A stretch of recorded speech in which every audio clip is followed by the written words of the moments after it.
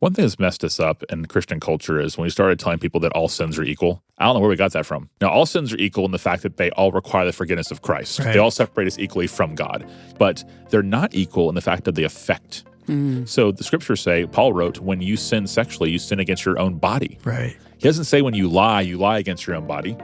Or when you steal against your own body. But when we sin sexually, it's our whole selves.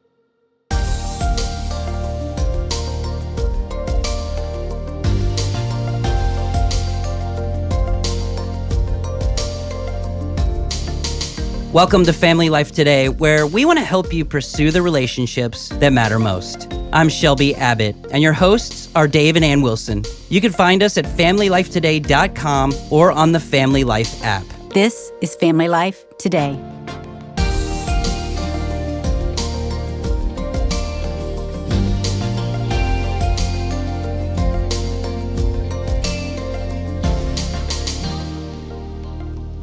I tell you what, if there's ever a time that I'm sort of glad I'm not raising a teenager, it's right now. I mean, we did it. We've done it. Now we got grandkids. We talk about that quite a bit. Like, can you imagine raising kids with like the access because our kids had cell phones, but they didn't have the internet on their cell phones. I mean, it's social media is a crazy world. It's like the world that was out there and your kids could come into your home and sort of have a protection and then you send them back. There's no barrier. It's all meshed together. Yeah. The culture is right on our phone in front of us. And especially as you talk about sexuality. Mm-hmm. Yeah. So we're going to help some parents today. Parents are going to pull up and listen to this. Yeah, we all need it. Dean Inserra is back in the studio, Family Life Today. Welcome back. It's great to be here. I love being with you guys. We're going to talk about purity. You wrote a book called Pure, Why the Bible's Plan for Sexuality Isn't Outdated, Irrelevant, or Oppressive. Pastor, dad, writer, speaker, you do it all. So you deal with this culture all the time. You're raising kids. You're the guy we're saying, I'm glad I'm not that guy. Yeah, you are the guy. I have a high schooler and a middle schooler and elementary school. So I'm doing this for a long time. And you're pastoring a church where you have college students coming all the time. Yeah, we're right in the middle of a college town. Yeah. So when and we've talked about this the last couple of days, but when you talk about the culture's views, teachings, beliefs, and you write in your book several lies, how do you combat that as a parent? I think that we need to make sure that we're aware of what they are. I think that's important. Like, what is the world saying? Yeah. Yeah, and what messaging are our children regularly hearing? It might just be from a friend, right? Or a friend's older brother. You know, who like are my kids play sports in the dugout, in the locker room, walking down the halls, online, on their phones. And I think we just need to make sure that we're aware of, first of all, what is being said out there, and then make sure that we have the answers to it. You know, Tim Keller calls it like a reverse catechesis, that the culture is catechizing our kids, and we have to make sure that we have answers to those things. To be able to say, actually, here's what God has said. Here's why it's better. Here's why this doesn't work. Again, the world's system is broken. It is. Just look around. It's undeniable. And I think the world even knows that. I mean, how many broken relationships, hurting people who are wounded by the sexual revolution, who are confused. There's so much chaos with it that so many of the things we see right now are a result of people buying into the lies of the sexual revolution. So I think we have to be really clear with our children and with our churches and our friends and our small groups, whatever areas you have, that what God has is right and it is better and it's proven. Right, Jesus is risen from the grave. I'm not the smartest guy in Tallahassee by any means, but I'm going to go with the one who was dead and came back to life 3 days later. Any day of the week. And the Bible is just as clear on sexual ethics as it is things like love your neighbor, help the poor, like just as clear. So we need to make sure that we're as clear. So, Dean, how did you find out what the lies are? When you say parents need to know what their kids are hearing, how did you hear that? Well, I started seeing it and just witnessing it and just my relationships with people. I mean, so many of the counseling sessions are just kind of, hey, can you meet me for lunch? I need to talk to you. I almost know what's coming.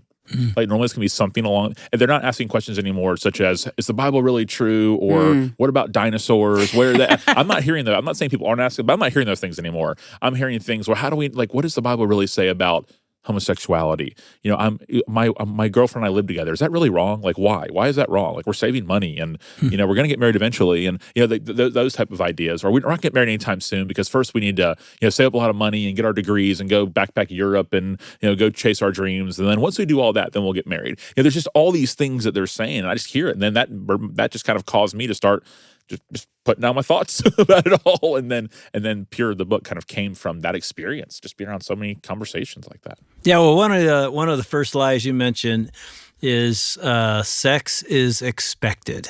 That is true. So I'm just going to throw the lies back at you. Yeah. And you tell us what you... Sex is expected. I tell people what used to be the first kiss on a date is now basically agreeing to sleep with someone. I mean, there are stories in Tallahassee of people who pack bags and they go out at night in case they meet someone. And not meet someone to be their girlfriend or boyfriend. Wait. They pack their bag like because an they overnight. know. Overnight bag, because they know. That's kind of one of the purposes of going out. So to meet someone and to agree to hang out with someone afterwards is to agree to sleep together. Like sex is expected now. Like it's kind of part of going out on a date. Not even dating, just going out on a date. It's expected. It's so funny because that's how they get to know each other. Like that's one of the things they do. It's not a long conversation necessarily, or it could be, but sometimes that's the first thing that happens. Oh yeah, I had lunch with someone who wanted to talk to me about that one time. Single guy in town, kind of living the single life, real successful kind of business guy in town.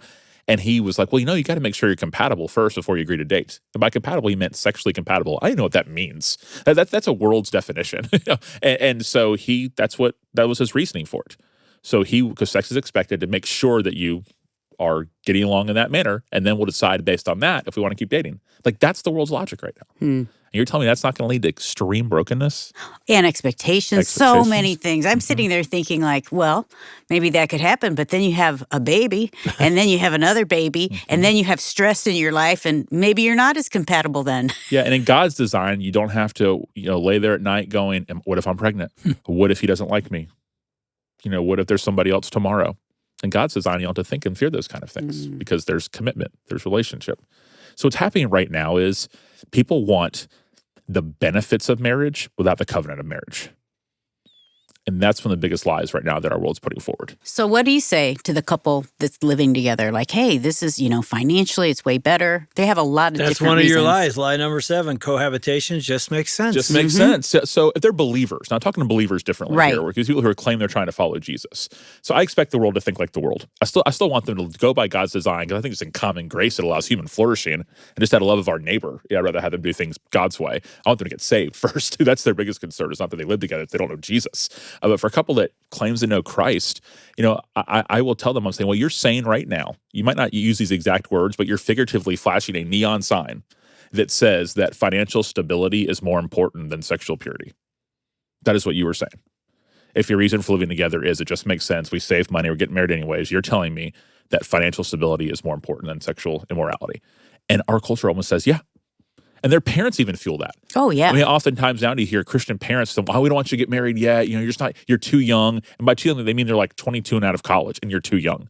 They forget they got married when they were 22 as well. But what's happening now is we have a generation that their parents empower them to live at 22 like their parents are living at 52. When the parents have forgotten that when they were 22, they weren't living like they were at 52. You get there. You work to that. So the lifestyle, they don't want their lifestyles to change at all. And it's really bizarre what has resulted from those type of shifts in culture. But I almost think this sounds so cynical. I don't mean it to be this way. It's not my spirit about this. But I almost expect couples to live together now. It's so common. Like when they ask me do their wedding or get together, I almost expect it. Yeah. So we have to have those conversations, and we push hard. We'll say that you are not living in God's design. You can call it whatever you want. And one of the reasons you said this yesterday is you're not living God's design because He's put some boundaries around this, because you said last couple days actually, it isn't just sex. There's a lot more going on. It's not just physical. It's emotional. It's mental. It's soul. It's a oneness that God has designed. Yeah. It's a one flesh union. So I say regularly that sex is not for in love people or engaged people or mature people or ready people. It's for married people. And God has clearly defined sex between a man and a woman, and the one flesh union is what has designed to be from the very beginning. There's a oneness to sex. Talk about dating. I know you wrote about that in your book, and you don't like the idea of courtship. Dating's complicated right now because the Bible doesn't talk about dating. That doesn't make it bad. It just makes it neutral. Right. There's no such thing as a boyfriend or a girlfriend in the Bible. That category is not there. You're married, unmarried, or a widow. Like those are the 3 categories in the Bible. But in our culture, the way you meet someone is through dating. So Christians have to participate in this neutral setting called dating. It's not in itself bad, but is almost like a pretend kind of marriage, where you kind of act like you're married, but you're not. And it's just really an area of temptation where people are giving so much of their emotional life to someone. I had a college student one time, and he was engaged and getting married, and he was talking about how he tries to make sure that he and his fiance aren't too emotionally connected. And I said, what do you mean by that? Because on the surface, that sounds terrible, right? You're like, what? You're not emotionally connected? You're getting married? Yeah. He goes, no. This is here. 21-year-old told me this. It was like this lesson for me. He said, if the only thing that changes when we get married is sex, that's a problem. It means that our dating was not as it was supposed to be, that we were acting like we were married while we were dating. And you see when couples date, all of a sudden they don't have their same friends anymore. They're only together. They're at each other's houses till forever. They got tired. So they spent the night. The famous "I don't want to drive back" excuse. I see all of it. But what's happening is dating can really set us up for a lot of failure, a lot of sin, a lot of heartbreak, unrealistic expectations, because it's not a biblical category, but we're inventing it. So we're trying to live for Christ in this dating institution. So I just want to warn people in their dating relationships just to be really careful and to make expectations known. If it is the person that you think that you want to spend the rest of your life with and the other person reciprocates that, then move towards marriage. Dating for the sake of dating for a Christian just doesn't make very much sense to me if you're trying to live a life that honors God. But again, dating is how we meet people. So I'm not anti-dating. Right. I'm saying dating for the sake of dating. What are you going to do with your kids? My son had a homecoming date so far, that type of thing. And now if they, when that time comes for them to want to take a girl on a date, I think that's great. I'm just going to be really careful with them on what all this means now.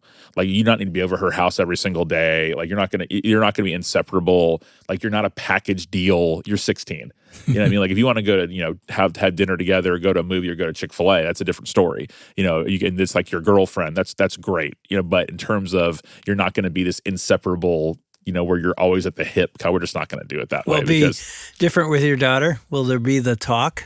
So I hope not. So just emotionally in my flesh, you want to be like, if any boy comes near my daughter. But Jen Wilkin, who's a friend, she's a great writer. Right. She read a post one time talking about how that whole I'm going to have my shotgun at the door to scare the guy. He goes, without realizing it, that kind of macho move can objectify your daughter and make her feel like she's this, sexual object that needs to be treated differently than her brothers. Now, I do think men and women are different, and I do think there is a vulnerability difference, but I would hope that I had the same expectations with my boys that I have with my daughter. That's good.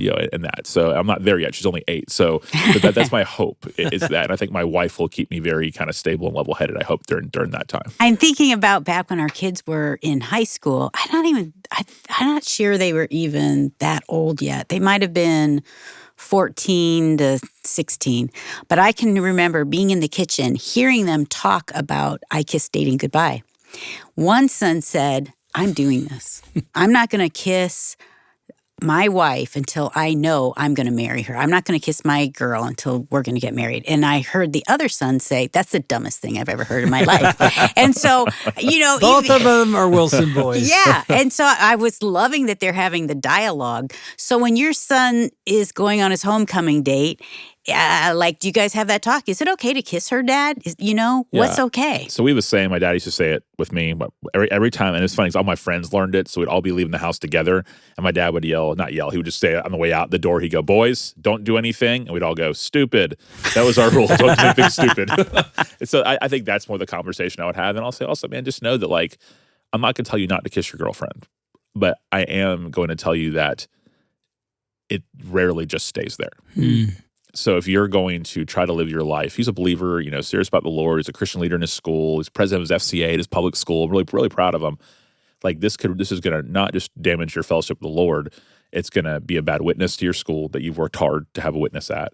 And also how she's going to view, this girl's going to view the faith and view you as a man can really be altered if you're not taking care of her in those ways. Now, you don't have responsibility as a husband has. It's not your job to spiritually lead her. She's your girlfriend, not your wife. Boyfriends are not spiritual leaders. But you're also preparing to be a Christian man. So there are qualities you need to possess in that. And one of them is loving your neighbor, your sister in Christ, by protecting not just your purity, but hers. That's good. Not that she doesn't have her own mind, the future date or whoever, but you have a responsibility as a man to be able to do that. So that's kind of more the approach that I'll take. And it is easy as a young man, teenager, high school, college, to think it's just a kiss. It won't go any farther. And that's great wisdom to go, when you're in that moment, you're going to be so tempted to just keep going. Or the cycle. So let's say there's always that kind of think back to your teenage days, and for our listeners, think back to your teenage days. That first kiss, you're like nervous, you know, and it's like this moment. But then what happens next time you're together? Yeah, you've already done that. Yeah, so you kiss immediately. That's a danger zone, because then from there, guess what happens? Like there's like a ladder you climb, like a figurative ladder, you know, that kind of keeps going. And as Christians, we seem to be really on guard towards these things. Yeah, you gotta be careful. Yeah. All right, lie number 2: marriage is a capstone, not a cornerstone. So I'm passionate about this. So good, let's hear it. Yeah. So right now, marriage, I believe, is the cornerstone, like that God has given us to build our lives from. What's happened is it's become a capstone. As in, I'm going to build my life, and then after I do all those things, then and only if I'm really ready, then I'm going to get married. You're just asking for sexual morality, right? That's individualism, I think, in a way that God never intended. It's not good for man to be alone. Now, there are people who God has given, you know, the call or the gift. Sometimes it's a gift. Sometimes for some, they maybe feel like it's a weight to carry of singleness, you know. So I'm not saying that they're out of God's will. But for people that are ready to date, that want to date, you're ready to get married.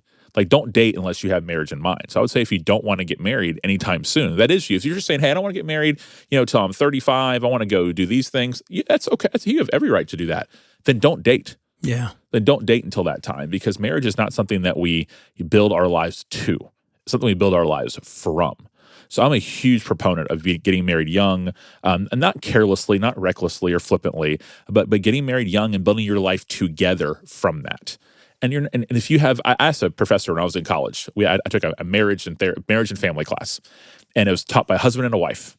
And they actually remind me of y'all. Yeah, you'd be great. I'm sure you do some of that. You'd be great at that. And so I went up to Mrs. Dr. Anderson afterwards, and because I was dating Christy pretty seriously at the time, and I was in college, and she was in college. She was at Florida State, and I was at Liberty University. And I went up to her, and I said, Dr. Anderson, I said, I have a question. And she said, sure, what's going on? I said, how much money do you have to have in order to get married? I just really wanted to know. Yeah. Like I need to go save all this money. And she goes, that's a good question. You guys see her thinking for a minute. And she said, can you pay for your rent now? And I was like, yes, ma'am. And she said, can your wife pay for her rent? And I said, yeah. She's like, so y'all could pay for your rent? And I said, yeah. She goes, well, and she shrugged her shoulders and said, maybe 1 month's living expenses. I was like, okay, that was really helpful for me. You know, so if we could have 1 month's living expenses in our early days of being married, you know, now if I only had 1 month living expenses, I'd be in panic mode, you know, because I have kids and I have mortgage and all those kind of things. But you know, we're 21, 22 years old, and like if we could pay for our rent and have groceries, you know, we were okay. So I just want to really encourage people out there to see marriage as something you build your life from, not something you build your life to. And for Christian parents that have adult children who are 21, 22 years old, don't be the hurdle. You know, don't be the hurdle towards that. Because again, what you might be saying without realizing it is that fulfilling your dreams or a graduate degree or financial stability is more important than God's design and sexual morality. I know you don't believe that. Yeah. That's how you're figuratively acting when you do those things. And that's really the culture we're living in. It is. Couples are getting married Absolutely. much later. They do want 50 to 100 grand in the bank. You know, it's Want like a down payment for and a again, house. it's nothing wrong with having some of those dreams, but you're right. And we're the first culture in the history of civilization to think that way. Yeah. Yeah. Ever, I mean, I ever. was 19 when we got married. Yeah, Dave was 22. We grew. We learned. Yeah. We didn't know anything. And had no money. Nothing. We graduated from college and got married. Yep. I had just turned 23 a month before, and she had just turned 22. All right, here's another lie. Yeah, we don't have a lot of time, so let's see how much time we can spend on this. Porn is the norm. Oh, it is. And it used to be where you had to go to a 7-Eleven or a gas station and kind of shamefully walk up there, and they would have them in the packages behind the register and kind of whisper, can I have one of those magazines? Now you just go to your phone. Yeah. And even if you have filters on your phone, there's still ways people can find it. So people need to realize how poisonous this is, how demonic porn is, how the enemy is using it to destroy people, destroy marriages, destroy your mind. And sadly, it's just far too normal and far too accepted now. There's no stigma on it anymore. I think it was a good thing there was a stigma. I'm not saying it, I don't mean the guilt and shame way, but if you're an unbeliever, like we need you to have guilt. Like, you know, we see in the book of Acts when the gospel was preached, it pierced their hearts, right? That's what actually happened. For the Christian, there should be conviction, right? But by the guilt and shame is we don't remain in that, is what I mean. Like we go towards Christ for redemption and forgiveness, but there's no stigma whatsoever with pornography anymore. What do you do with your kids in terms of phones and boundaries? Well, the first rule is it's my phone and your mom's phone. It's not your phone. Even though you have it, it's your phone number, it's your contacts, your friends. We own the phone. So that means we can ask for it at any time whatsoever. And then also, for TV and things like that, I've kind of developed some trust with them, not in a naive way, but like they know where we stand on this stuff and how serious it is. To the point where if we're watching a movie together and there's like a moment where it looks like it get a little dicey, they see me fast forward right through it, and I tell them it's not just because they're there. Like in general, I don't need to see that. Because I'll say there's only one person I'm supposed to ever see with their clothes off or in that kind of setting, and that's your mother. And God said that's a good thing. It's not the sex that's bad. It's the location of it, and that our eyes and our minds are not meant for that to be played out anywhere else but in the institution of marriage. Yeah. So if you think, I had couples I know that the husband or the wife are just heartbroken over, and they find out about a pornography addiction. They feel like they were like physically cheated on. Yeah. Like it feels like adultery. I've talked to people before. That's how they truly felt. And it feels like betrayal. There's so much shame. Am I not this enough for you? Why do you need this? it is a serious problem in our culture, and Christians have to be a strong voice about what we think of it.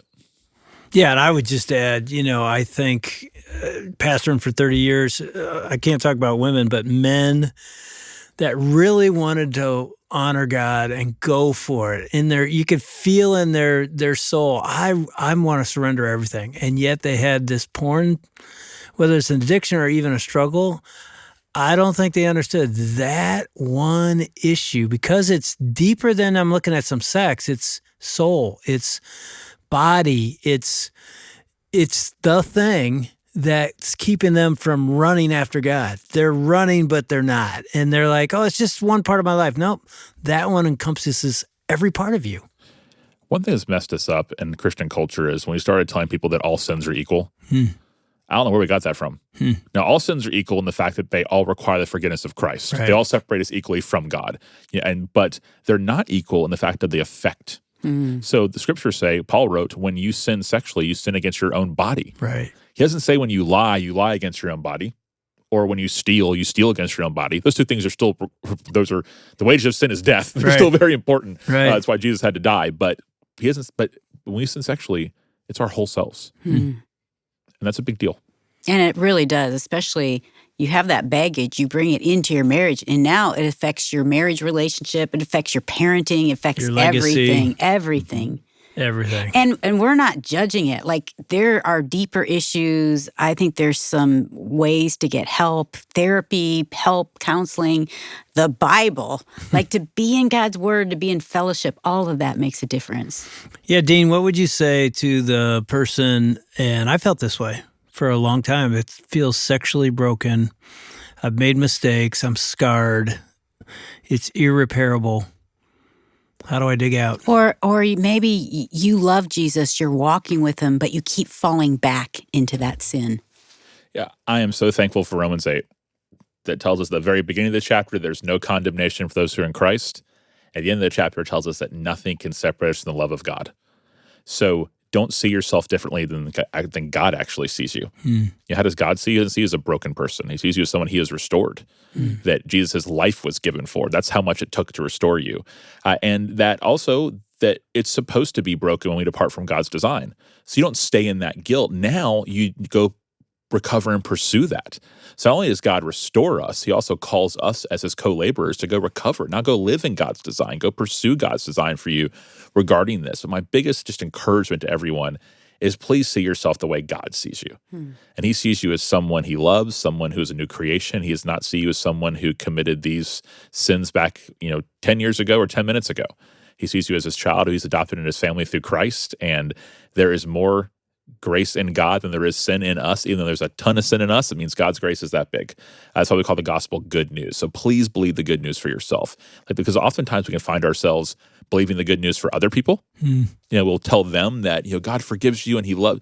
Like, that's not Christian cliche. We really actually believe these things. And it's true for you as well. So please believe that for you, what you also believe for other people. There's no condemnation for those who are in Christ, and absolutely nothing can separate you from the love of God. Yeah, and I would just end with thanks, Dean. I mean, this has been really helpful. Thanks for answering the hard questions, too. I think it's so important. Yeah, and I would say to any person, get the book, and parents especially, this is a great tool thank you. To help talk to your kids about this, because this is a big deal.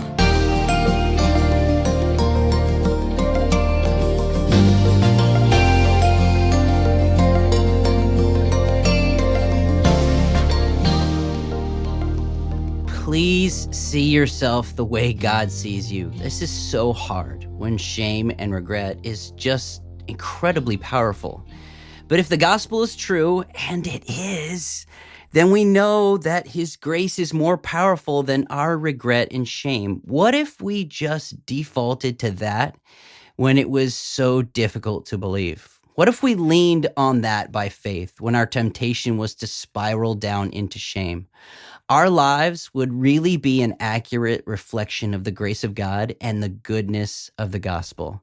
I'm Shelby Abbott, and you've been listening to Dave and Ann Wilson with Dean Inserra on Family Life Today. Dean has written an incredible book called Pure, and the subtitle is Why the Bible's Plan for Sexuality Isn't Outdated, Irrelevant, or Oppressive.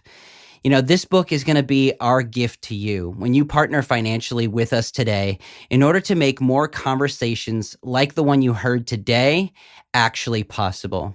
So if you want to partner with us, you can go online to FamilyLifeToday.com, or you could give us a call with your donation at 800-358-6329. Again, the number is 800, F as in family, L as in life, and then the word today.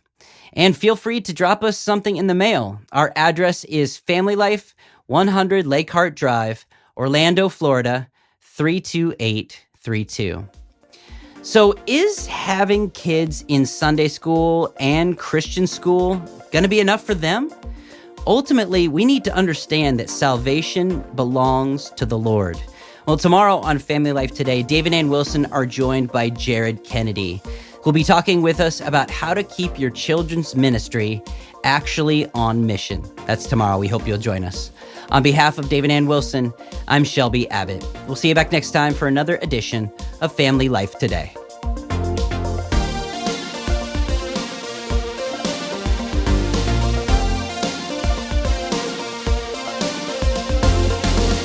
Family Life Today is a donor-supported production of Family Life, a crew ministry, helping you pursue the relationships that matter most.